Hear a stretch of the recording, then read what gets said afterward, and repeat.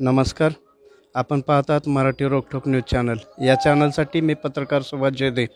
आज स्वामी समर्थ अक्कलकोट येथे स्वामी समर्थांचा प्रकट दिन आहे। तसंच नीरा येथे पारंपरिक पद्धतीने मोरे कुटुंबियांच्या या निवासस्थानी अति सुंदर असं स्वामी समर्थांचं मंदिर आहे आणि या मंदिरात आज प्रकट दिन सोहळा साजरा होत असताना विविध उपक्रम किंवा कार्यक्रम इथं आयोजित केलेले आहेत। तर प्रथम स्वामी समर्थ पादुकांचे नीरा ग्राम प्रदक्षिणा, तसेच स्वामी समर्थ जप, भजन, वरद संकल्पना, गणपती पूजन, स्वामींचे पादुकांची प्राणप्रतिष्ठा, नांदी श्राद्ध, होम हवन, श्रींची महाआरती आणि संध्याकाळी महाप्रसादाचं आयोजन केलेलं आहे। आणि असं असताना मोरे कुटुंबीय हे एक स्वामी समर्थांचं खरोखर भक्ती इतकी मनोभावे करतात। तर आज त्यांच्या इथं हे जे स्वामी प्रकट दिनाचं औचित्य साधून आज विविध कार्यक्रम आहेत आणि सर्वांनी त्याचा लाभ घ्यावा। धन्यवाद।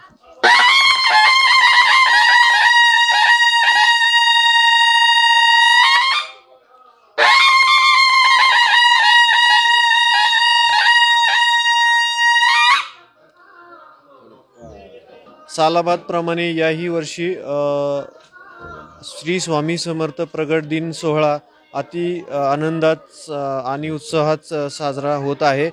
तरी सर्व स्वामी भक्तांनी या संधीचा सर्वांनी इथे येऊन लाभ घ्यावा। आजच्या या दिनी आम्ही सर्व उपक्रम बरेचसे कार्यक्रम ठेवलेले आहेत। स्वामी प्रगट दिनाची मेन आज आम्ही करतोय ती पालखी, आम्ही इथून नीरा ग्राम प्रदक्षिणा करतोय, ती यावर्षी आम्ही सुरू करतोय। पहिला वर्धापन दिन असल्यामुळे आम्ही या ग्राम प्रदक्षिणेचं आयोजन केलं आहे। त्यानंतर भजन, पूजन, हवन, जप, तप, महाआरती आणि महाप्रसाद असं संपूर्ण नियोजन असणार आहे।